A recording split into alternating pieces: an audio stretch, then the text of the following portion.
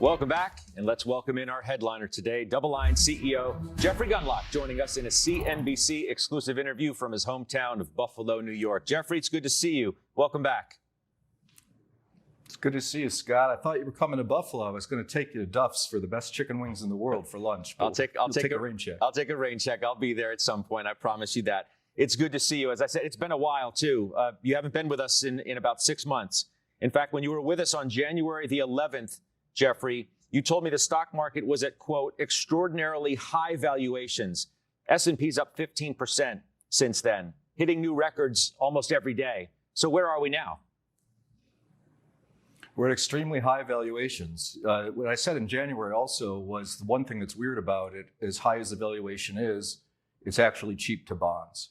And that was the biggest case. The biggest case for stocks is that they're cheap to bonds. They still are cheap to bonds because the bond yield is so ridiculously low.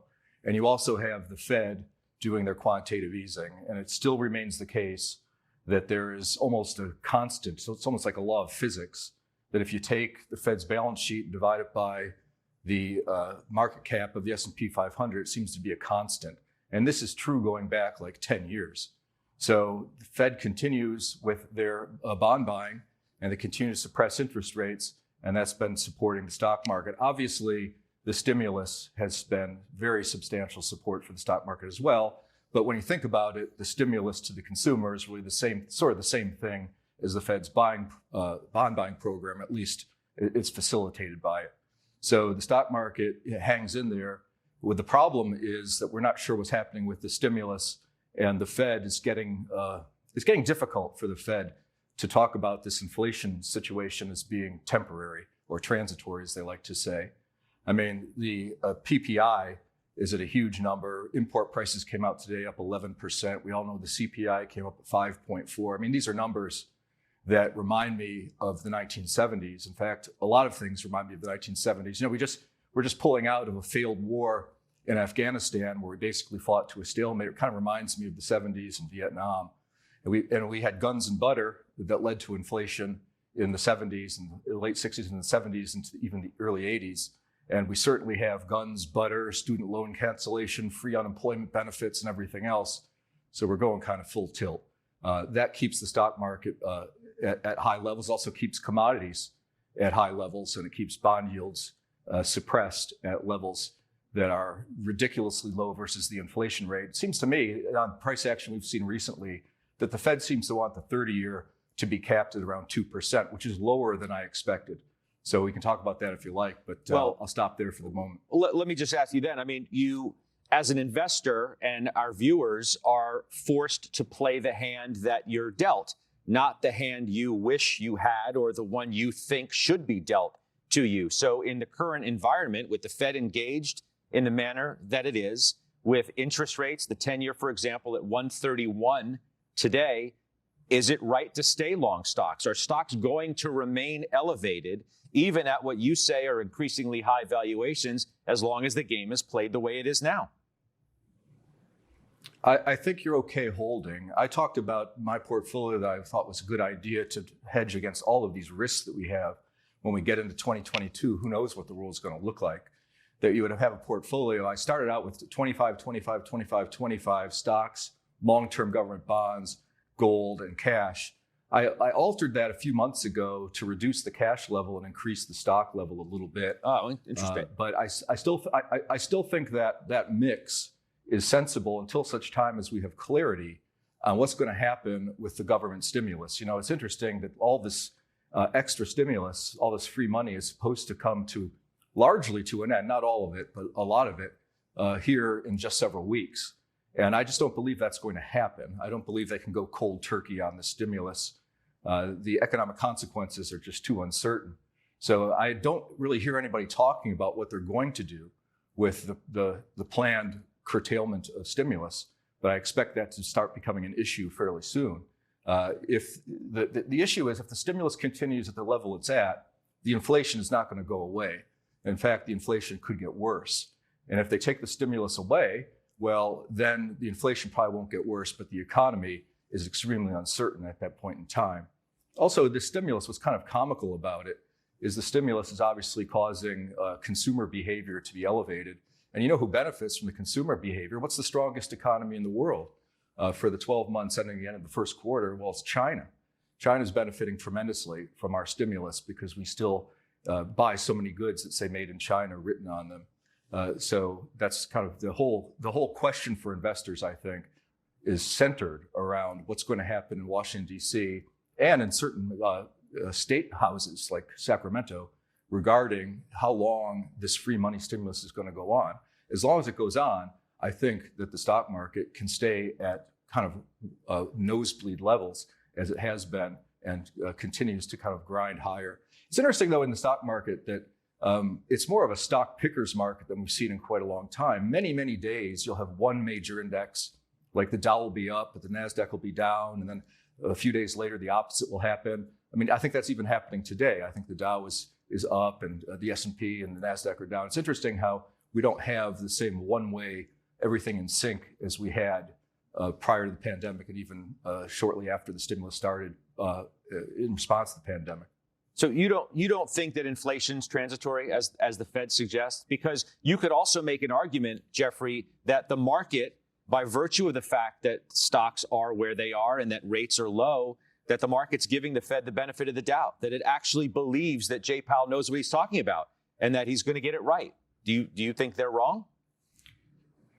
They've already proven themselves to be wrong, at least in a minor way. They talked about transitory as being 2 or 3 months, if we go back to the beginning part of this year. And now transitory seems to have turned into 6 to 9 months. And it's looking like they're going to have to extend that definition of transitory. I think the Fed some Fed officials are starting to admit that they think this inflation is going to stay around a little bit longer than they thought before. And so if it heads into 2022, the Fed is going to have to start respecting, and some of the Fed officials are respecting this inflation spike. But Jay Powell is still kind of wishing, hoping, and praying, I think, that this goes away. I don't really know why inflation is going to be transitory if this stimulus continues. There's such a spike in demand for everything. Everybody knows about these bottlenecks, supply chain shortages, the price of lumber, the price of real estate is now getting unaffordable. We're starting to see the housing market face a little bit more of a headwind. You know, last time I was in Buffalo was in April, and that was really the hottest moment for the real estate market. I drove around a lot back in April because I got family here and there, so I'm driving many, many miles. And back in April, I didn't see a single for sale sign, nothing. Now, as I go walk around just my neighborhood, there's for sale signs everywhere. And I think that's because the prices are up so much. So if we continue the stimulus, we're going to continue the inflation. The stimulus equals inflation. For inflation to be transitory, stimulus has to be transitory. So there's kind of this weird, we're kind of playing a chess game. The bond market seems to be thinking that the Fed is going to get religion about this inflation, do something about it, and taper and do other things that's going to soften the economy, and that, or else the Fed is just they're buying a loan which is absorbing virtually all the supply of Treasury bonds. This is suppressing the yields. So the bond market is not really believing the inflation right now, which is very, very interesting because it suggests that they think the Fed is going to get more serious about inflation not being transitory. So it's odd when the CPI comes out hot, the bond market doesn't go down. The bond market actually is stable or higher. And that's obviously because the bond market is thinking one move ahead in the chess game, that the Fed may actually have to start doing something about seriously reducing these bond buying programs and maybe even, God forbid, start raising short-term interest rates, which I don't really hear people even whispering about right now. But the short end of the bond market has been going up in yield, and it had been anchored completely. I mean, the 2-year was absolutely anchored. The 3-year was very near the 2-year, and now we're starting to see the curve flatten a little bit. There's logic that says that the flattening of the yield curve might have been due to offsides positioning. Everybody and their brother thought the yield curve was going to steepen out earlier this year, and everybody was right. The yield curve did steepen out. Then that trade got incredibly crowded, and then inflation actually started to show up. So the bond market was saying, hey, inflation is going to pick up in the middle of the year, and it did. And that steepened the curve, and now the curve is actually flattening, not just with long rates coming down, but also with shorter rates going up a little bit. So the bond market is starting to believe, perhaps, that we're getting closer to the end of these extraordinary programs. And that's going to be very, very interesting for financial markets, and will probably stop this one-way trade of everything. Meanwhile, I want to talk a little bit about the dollar. The dollar has been reasonably strong. We turned positive on the dollar below 90 on the Dixie, looking for it to go up to about 94.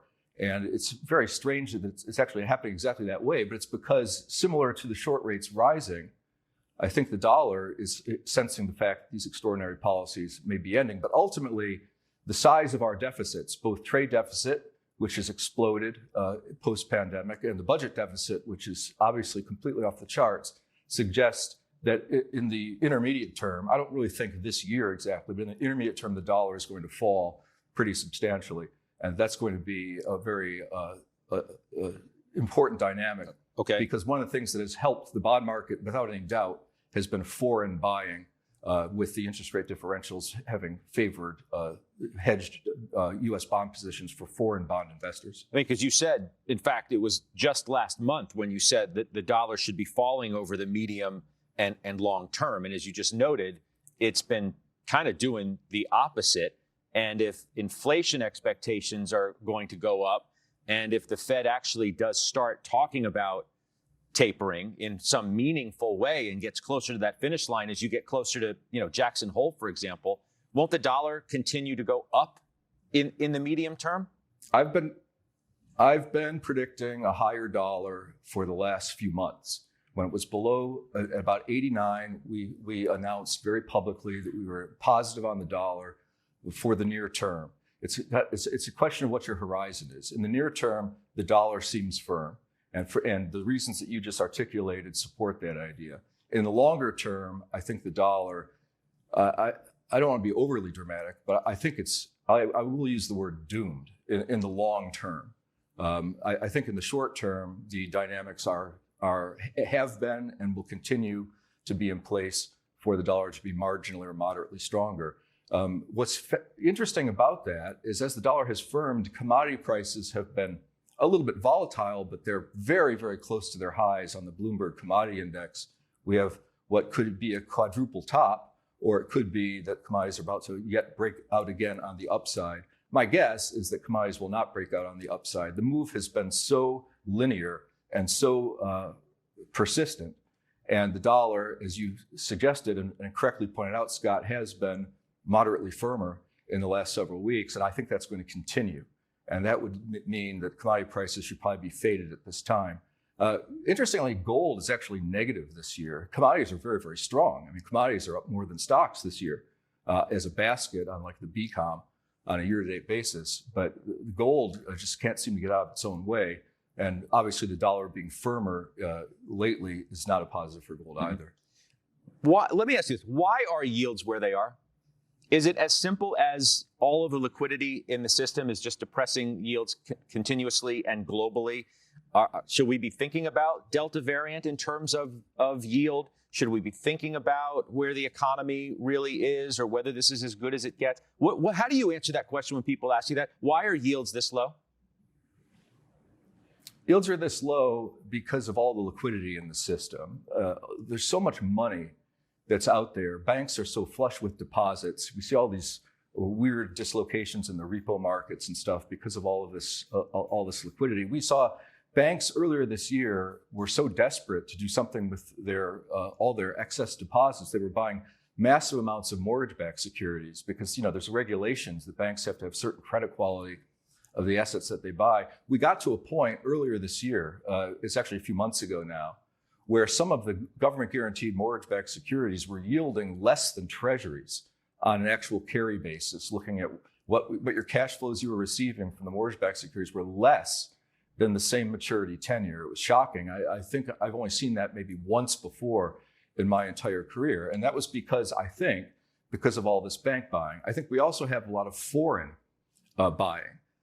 If you take treasuries or certainly corporate bonds, if you're Japanese or European investor and you hedge your currency risk back into dollars, so you're really just owning the yield and you've hedged it back, at least for the short term, into your own currency, there's a pretty big pickup.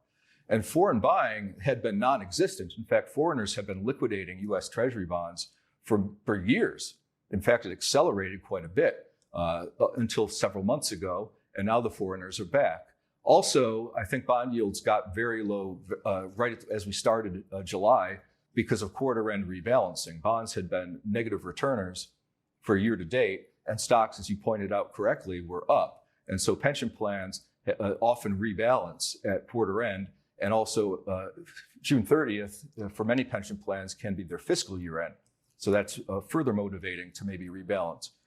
So that's been going on as well. So there's a lot of factors that are just kind of, well, there's one other factor from the pension plans that I should mention, and that is, as was reported fairly visibly in the press, many pension plans have actually reached some of their best funding status since prior to the global financial crisis back over 10, 15 years ago. And so there's motivation for pension plans if they get to a fully funded status to just lock it in.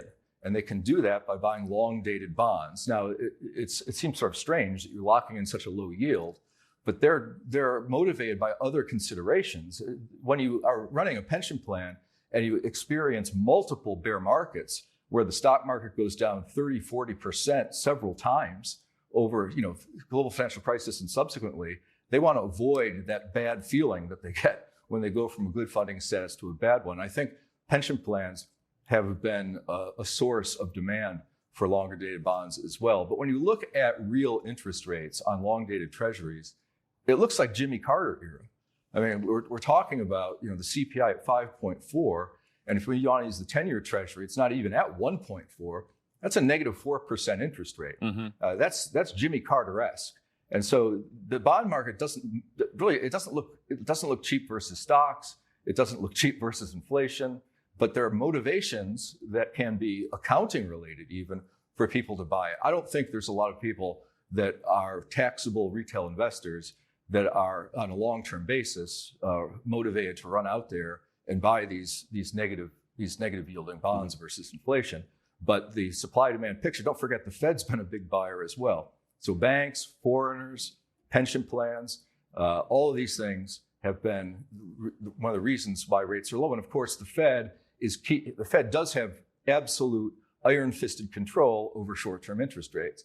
And they have been diehard in their commitment to leaving short-term interest rates at zero. I mean, I think they borrowed that language from me, actually, from your show, Judge, where I said the Fed isn't even thinking about raising interest rates. And they actually borrowed that language, but they're starting to back away from it. One layer of the onion at a time, getting back to we've got to start respecting this inflation data at some point. Right. I think I think a 5 handle on the CPI is sort of shocking, and I think a 9 handle on the PPI is truly shocking.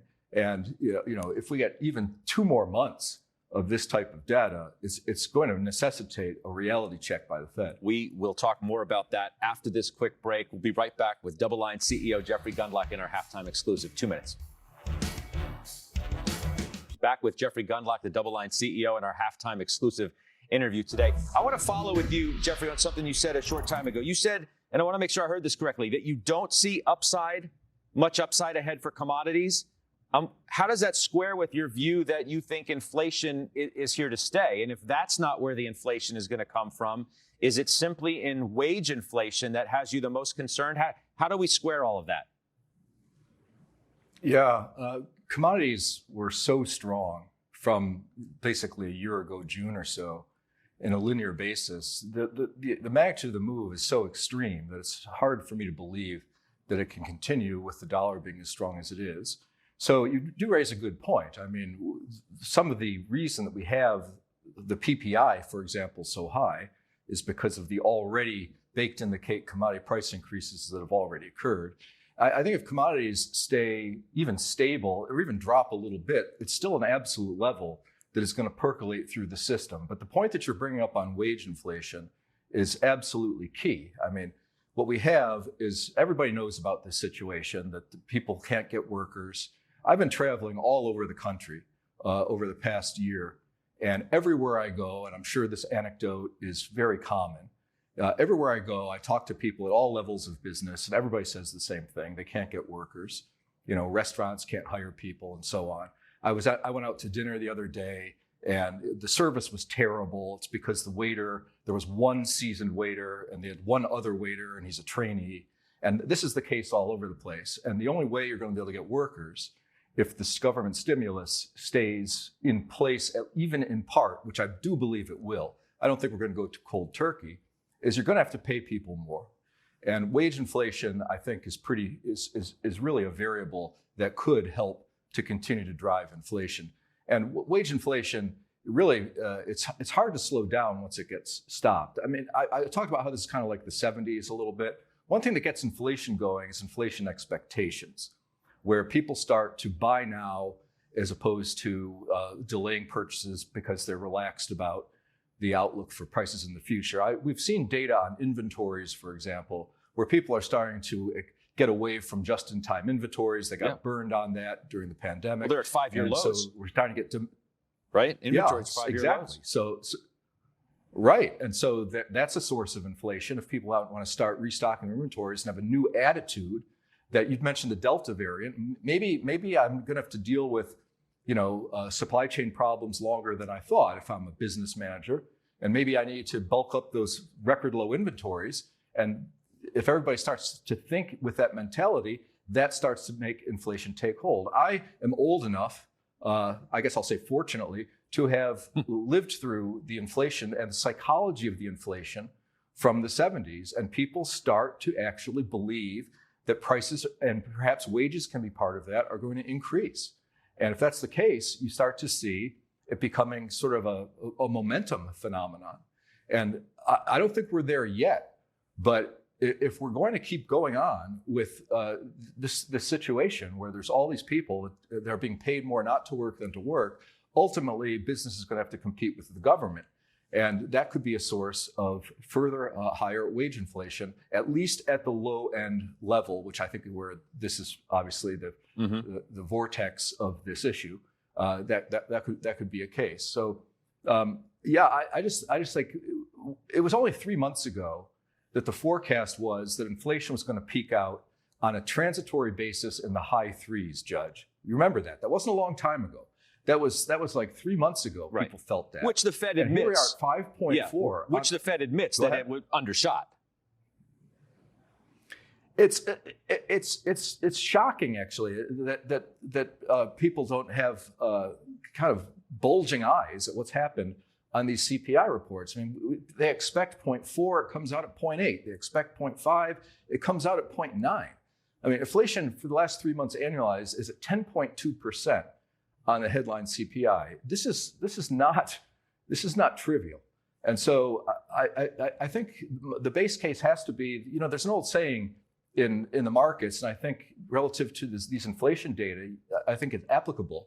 There's an old saying that the trend is your friend. Mm-hmm. I mean, I've been saying every time, CPI is going to come out in a few days, in our macro meetings that we have at DoubleLine, of course, virtually still, since we're not back to the office yet in California, it's sort of like, I'm going to take the over.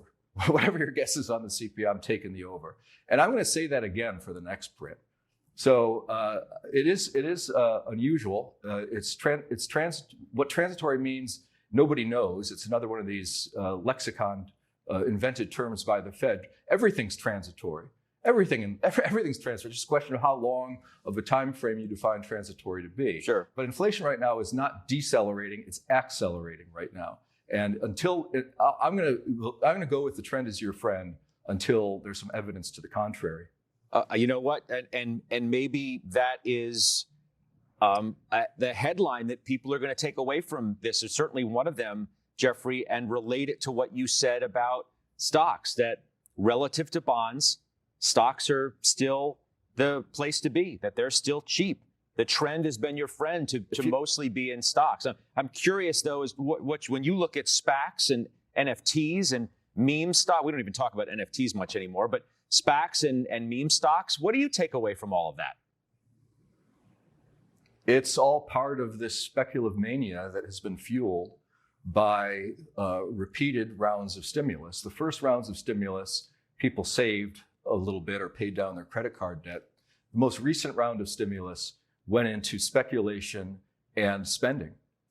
So if stimulus continues, it's going to go into speculation and spending. The reason I've been saying that stocks are cheap to bonds is one very simplistic comparison. It's just the yield on, say, the 10-year Treasury compared to the inverse of the price-earnings ratio on stocks, which is sort of the yield on stocks. And the yield on versus bonds at today's levels, stocks are below average in terms of their valuation versus bonds. They're actually cheaper than average, in spite of the fact they're so very high on so many measures that they're not as high as they were because earnings have delivered, but they're very, very high on most metrics in the stock market. But they're cheap to bonds on that yield basis. Let me do this. I think you can still hear me. I'm pretty sure you can. Josh Brown has a question. I got you. Josh Brown, in trying to give people advice on where to invest and what to buy, what to look away from, Josh Brown has a question for you, Jeffrey, and then I want to talk to you about where you are today in your hometown, and we'll get to that in a second. But Josh Brown has a question for you. Hey, Jeff, I want to ask you, I want to pivot from, it's great to see you, by the way. I want to pivot from the macro stuff and ask an asset allocation question with financial advisors like myself. And I think a lot of people who work in my side of the industry would love to hear your answer to this. We've seen total return, which is in line with the Barclays Ag. It hasn't been a great environment for that asset class, that type of fund. Can you make the case for why you think the next, let's say, 3 to 5 years would be a better environment? Because if we think inflation is less than transitory and that we might have to live with higher prices for longer than the Fed thinks, 3% ain't going to cut it for most investors. Like, how does a total return bond fund earn a slot in a portfolio built for a client by a financial advisor? What would be your answer to that? Well, I think one of the benefits of some type of total return bond funds is that don't have as much interest rate risk as the bond market broadly. The bond market, the Barclays Ag, as you point out, or the Bloomberg Barclays Ag, as it's called now, has sort of a record amount of interest rate risk. So it's basically like a 7-year maturity type of interest rate risk, and the yield is so low that just look at year to date. I mean, the return on the Barclays index fund type of bond investment is negative.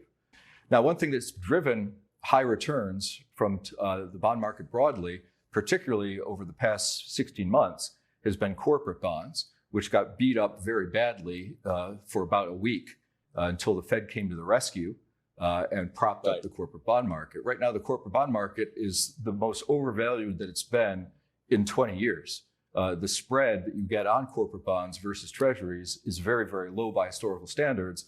But it's even worse than that if you look under the hood, because the maturity of the corporate bond market, this is the investment grade corporate bond market I'm talking about, has never been higher. The interest rate risk is that of a 10-year treasury. So it's higher than the bond market risk. Also, the credit quality of the investment grade corporate bond market has been deteriorating constantly. And so it's among the worst credit quality it's ever been, and yet it's at one of the lowest yields on a spread basis it's ever been. If you adjust for maturity and credit quality evolution over the past 20 years, the corporate bond market is 13 basis points tighter than it's ever been before versus treasuries. So your yield on that is pitiful, because you're talking about a 10-year treasury at about 1.3, and you tack on about 80 basis points for corporate bonds. So you're talking about 2.1%. And so that's not even 3% that you're talking about.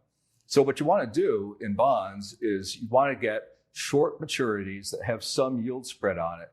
And that's in the non-corporate bond market. It's in the places that got beat up due to COVID and have largely recovered, but not entirely.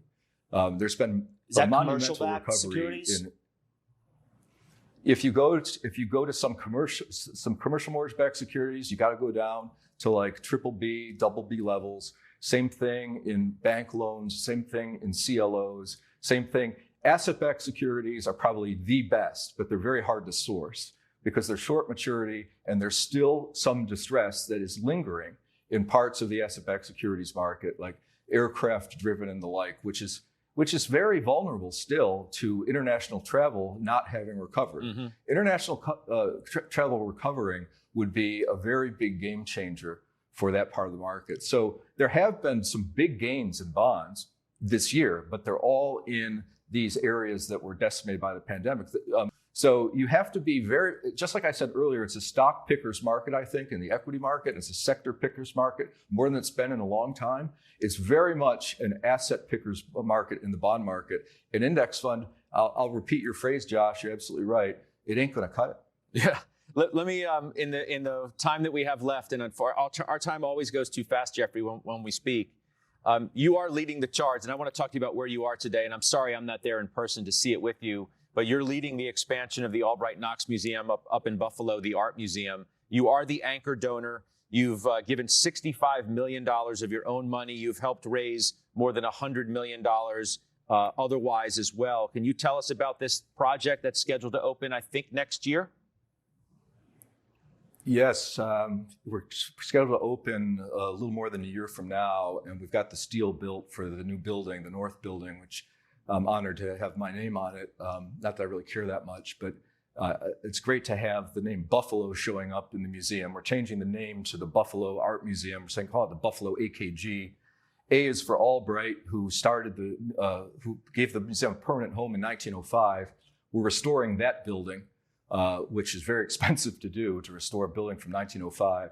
And then Mr. Knox, Seymour Knox Jr., built the 1962 building and created one of the most important contemporary modern post-war art collections in the world. Most people aren't aware that Buffalo has one of the best art museums, particularly for modern art, post-war art in the world. And it's very contemporary art oriented as well. And the museum was only able to show about 2 or 3% of its holdings due to lack of space. And so we're more than doubling the space of the museum. The museum has about 600 pieces that are true masterpieces by anybody's definition, that any museum in the world would want to have. The best Jackson Pollock paintings, Warhol's, Clifford Still, that most people need to appreciate. It goes on and on. Manet, Monet, Van Gogh, Giacometti, you name it. It's not a deep collection, but the quality is breathtaking. And Buffalo has this jewel that has been needed to be polished and improved upon, and to open it up for the world to see. So I think Buffalo is going to see a lot of further growth. Buffalo is a booming city. It's greatly underappreciated. People are starting to appreciate it. And we're all very excited, as I'm a native Buffalonian. Mm-hmm. Not only is the city now growing, there's actually growing population, the real estate market's good, there's all kinds of investment going on. And just to cap it off, the cherry on top of the cake, the Buffalo Bills are about to win the Super Bowl. I knew you were going to bring up the Bills. If not, if you've somehow left them out, I was going to bring them up as just yet another thing in the city that is certainly on the rise. Let me ask you this. In the literally 2.5 minutes that I have left with you, Jeffrey, and congratulations on that project. We look forward to seeing it in its completion. Bitcoin. Is there a big correlation between Bitcoin and the S&P? And are you an investor in it at this point? What's your take? Bitcoin is a proxy for speculative fervor, I think. And we've seen one of the most incredible run-ups this year into the $60,000+ price category. I was very, very bullish on Bitcoin at the beginning of 2020, and I turned neutral way too early. I turned bullish below 5,000, turned neutral at 23,000, and then it went insanely high to over that 60,000, at which point it got exhausted. Right now, the chart on Bitcoin looks pretty scary. It's dropped a lot from 60,000 down to around 31,500, I think. And it looks like a massive head and shoulders top. I'm not a big believer in head and shoulders tops, but this one looks pretty convincing. And I think turning neutral at 23,000 was obviously too early, but I got a feeling you're going to be able to buy it below 23,000 again. So Bitcoin is, it's really lost its steam, obviously, and doesn't seem to be have the support that it had. There's all kinds of crazy predictions about Bitcoin. I try to be more constant. I saw one guy said that it was worth 400,000, and now he says it's going to like crash or something like that. I try to be a little bit more consistent. I still think Bitcoin is highly speculative, highly volatile. I think it's only a trading vehicle. I've never been long Bitcoin personally. I've never been short Bitcoin. It's just not for me. I don't have that kind of risk tolerance in my DNA where I have to get worried to pull up the quote every day to see if it's down 20%. But I would not own Bitcoin presently. I think you have an opportunity to buy it at a cheaper level. And that is the case, I think, of many of the speculative assets. It's interesting, the stock market averages are at highs, but there are many, many stocks, particularly some that were extremely strong going into this year, that are not really at top. So it's less of a speculative frenzy market right now than it is more of a rotational market. Right. Jeffrey, it's always a pleasure. I always enjoy our conversations. It's nice to see you again. It's nice to have this conversation for our viewers. I hope we do it again soon. You take care. All right. Take care, Scott. It's good to be with you. Yep. Good luck. You as well. That's Jeffrey Gundlach, again, CEO of DoubleLine, joining us today in a halftime exclusive interview.